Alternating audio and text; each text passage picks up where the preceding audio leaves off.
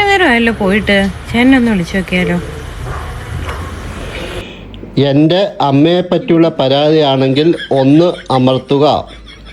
നമ്മുടെ മകനെ പറ്റിയുള്ള പരാതി രേഖപ്പെടുത്താനായി 2 അമർത്തുക. മകളെ പറ്റിയുള്ള പരാതി അറിയിക്കാനാണെങ്കിൽ 3 അമർത്തുക. വീട് ക്ലീൻ ചെയ്തില്ല അഥവാ തുണി അലക്കിയില്ല എന്ന പരാതിക്കായി 4 അമർത്തുക. പുറത്തുനിന്ന് ഫുഡ് വാങ്ങാനാണെങ്കിൽ 5 അമർത്തുക. കല്യാണത്തിനായി പുതിയ ഡ്രസ്സ് എടുക്കാനാണെങ്കിൽ 6 അമർത്തുക. ഞാൻ ഒളിപ്പിച്ചു വെച്ചിരിക്കുന്ന കള്ളുകുപ്പി പൊക്കിയിട്ടുണ്ടെങ്കിൽ 7 അമർത്തുക. മറ്റെന്തെങ്കിലും പരാതി അറിയിക്കാനാണെങ്കിൽ ഞാൻ വീട്ടിലെത്തിയതിനു ശേഷം പരിഹാരം ഉണ്ടാക്കാൻ ശ്രമിക്കുന്നതായിരിക്കും. നന്ദി. വീട്ടിലോട്ട് വാ കേട്ടാ. കള്ളുകുപ്പി ഒളിച്ച് വെച്ചിട്ടുണ്ടല്ലേ? വീട്ടിലോട്ട്. ഇന്ന് നിങ്ങൾ പരിഹാരം ഉണ്ടാക്കുന്നത് എനിക്കൊന്ന് കാണാം.